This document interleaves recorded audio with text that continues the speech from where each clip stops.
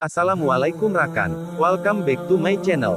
Hari ini kita akan membahas tentang 4 negara yang dianjurkan Rasulullah untuk ditempati pada akhir zaman. Mari simak penjelasan lengkapnya. Sampai saat ini tidak diketahui kapan pastinya kiamat bakal mendatangi manusia. Meski sudah banyak tanda-tandanya, waktunya masih tanda tanya dan rahasia Allah. Namun tahukah, sebelum akhir zaman ada 4 negeri yang sangat aman untuk ditempati menjelang kiamat. 4 negeri itu didoakan Rasulullah Shallallahu Alaihi Wasallam, bahkan 2 di antaranya tidak akan bisa dimasuki Dajjal dan 1 lainnya akan menjadi tempat dibunuhnya Dajjal. Memang negeri apa saja? Akhir zaman merupakan masa yang mendekati terjadinya hari kiamat. Kabar tentang terjadinya hari kiamat sudah tertulis dalam Al-Quran dan hadis. Jelang terjadinya kiamat besar, maka akan terjadi petaka dan huru-hara yang akan melanda manusia khususnya umat Islam.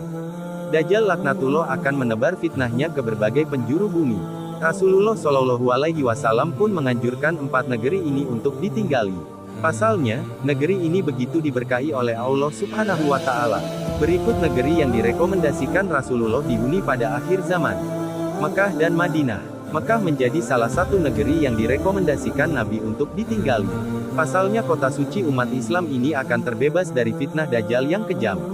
Berdasarkan hadis Nabi Muhammad Shallallahu Alaihi Wasallam, Allah Subhanahu wa Ta'ala menjamin bahwa ini akan dijaga oleh malaikat dari fitnah Dajjal. Tiada suatu negeri pun melainkan akan diinjak oleh Dajjal, kecuali hanya Makkah dan Madinah yang tidak. Tiada suatu lorong pun dari lorong-lorong Makkah dan Madinah itu, melainkan di situ ada para malaikat yang berbaris rapat untuk melindunginya.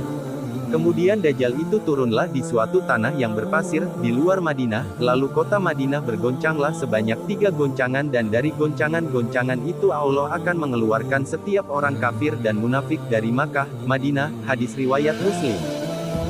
Yaman. Allah juga melebihkan negeri Yaman dibanding negeri-negeri lainnya setelah Mekkah dan Madinah. Negeri Yaman ini mendapat julukan dari Allah Subhanahu wa Ta'ala dengan sebutan Baldatun Thayyibatun Warabun Ghafur, negeri yang aman, dan senantiasa mendapat ampunan Rabb-Nya. Selain itu, Nabi Muhammad juga merekomendasikan negeri ini dihuni di akhir zaman. Pada akhir zaman nanti, umat Islam pada akhirnya akan menjadi pasukan perang.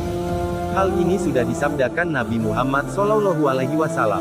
Dari Abdullah bin Hawalah mengatakan, Nabi Shallallahu Alaihi Wasallam bersabda, pada akhirnya umat Islam akan menjadi pasukan perang, 1 pasukan di Syam, 1 pasukan di Yaman, dan 1 pasukan lagi di Irak.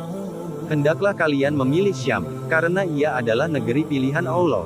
Allah kumpulkan di sana hamba-hamba pilihannya. Jika tak bisa, hendaklah kalian memilih Yaman dan berilah minum hewan kalian dari kolam-kolam di lembahnya.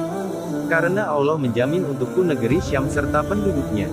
Hadis riwayat Abu Dawud, Imam Ahmad, Al-Hakim, dan Ibnu Hibban. Dinilai sahih oleh Al-Hakim dan Al-Albani. Dari Abu Hurairah, radhiyallahu anhu, dari Nabi Shallallahu Alaihi Wasallam beliau bersabda, penduduk Yaman telah datang kepada kalian, mereka adalah orang-orang yang paling luluh hati, dan paling lembut hati, keimanan ada di Yaman dan hikmah ada di Yaman. Hadis riwayat Bukhari, Muslim. Dari sahabat Sauban berkata, Rasulullah Shallallahu Alaihi Wasallam telah bersabda, sesungguhnya kelak aku akan berada di samping telagaku. Kemudian aku akan menghalangi orang-orang yang akan meminum dari telagaku, agar penduduk Yaman dapat meminumnya terlebih dahulu. Aku memukul dengan tongkatku, sehingga air telaga tersebut mengalir untuk mereka. Hadis riwayat Muslim. Dari Ibnu Umar beliau menyebutkan Nabi Shallallahu Alaihi Wasallam pernah berdoa, Ya Allah berkatilah kami pada Syam dan pada Yaman. Hadis riwayat Bukhari.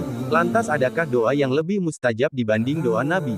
Nabi Muhammad Shallallahu Alaihi Wasallam bahkan pernah memuji kota ini dalam sabdanya, sesungguhnya aku benar-benar mencium harumnya karunia Tuhan yang Maha Pemurah dari Yaman.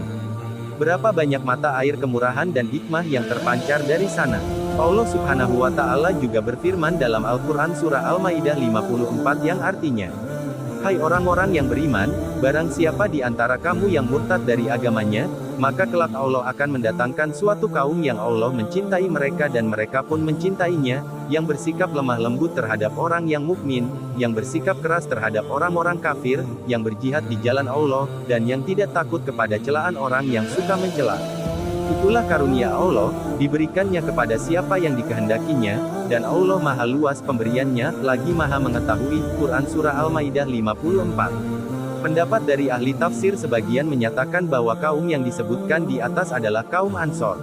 Namun, pendapat yang lebih kuat mengenai identitas kaum yang disinggung dalam ayat di atas, sebagaimana dijelaskan oleh Imam Al-Qurtubi dalam tafsirnya, adalah penduduk negeri Yaman, kaumnya sahabat Abu Musa Al-Asy'ari Asy'ari radhiyallahu anhu. Turunnya ayat ini, terang Imam Al-Qurtubi, berkenaan dengan kabilah yang bernama Al-Asy'ari. Dalam riwayat disebutkan, setelah ayat ini turun, beberapa rombongan kapal dari kabilah Al-Asy'ari dan kabilah-kabilah lainnya dari negeri Yaman, datang melalui jalur laut. Mereka adalah kaum muslimin yang tertindas di negerinya pada masa Rasulullah Shallallahu Alaihi Wasallam masih hidup. Merekalah yang berjasa dalam penaklukan negeri Irak melalui perang Al-Qadisiyah pada masa kekhilafahan Umar radhiyallahu anhu.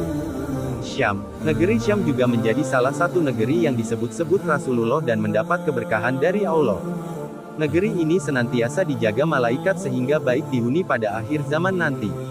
Beruntunglah negeri Syam. Sahabat bertanya, mengapa? Jawab Nabi Shallallahu Alaihi Wasallam, malaikat rahmat membentangkan sayapnya di atas negeri Syam. Hadis riwayat Imam Ahmad. Dijelaskan Nabi bahwa Syam merupakan pusat negeri Islam di akhir zaman. Nantinya disinilah akan menjadi tempat huru-hara dan peperangan dahsyat. Pada akhirnya umat Islam akan menjadi pasukan perang, satu pasukan di Syam, satu pasukan di Yaman, dan satu pasukan lagi di Irak. Ibnu Hawalah bertanya, wahai Rasulullah, pilihkan untukku jika aku mengalaminya. Nabi Shallallahu Alaihi Wasallam, hendaklah kalian memilih Syam, karena ia adalah negeri pilihan Allah, yang Allah kumpulkan di sana hamba-hamba pilihannya. Jika tak bisa hendaklah kalian memilih Yaman dan berilah minum hewan kalian, dari kolam-kolam di lembahnya karena Allah menjamin untukku negeri Syam dan penduduknya. Hadis riwayat Imam Ahmad. Al-Masih Dajjal akan datang dari arah timur, ia menuju Madinah, hingga berada di balik Uhud, ia disambut oleh malaikat, maka malaikat membelokkan arahnya ke Syam, di sana ia dibinasakan. Hadis riwayat Imam Ahmad. Saat ini negeri Syam merujuk ke sejumlah tempat di Timur Tengah seperti Lebanon, Palestina dan Suriah.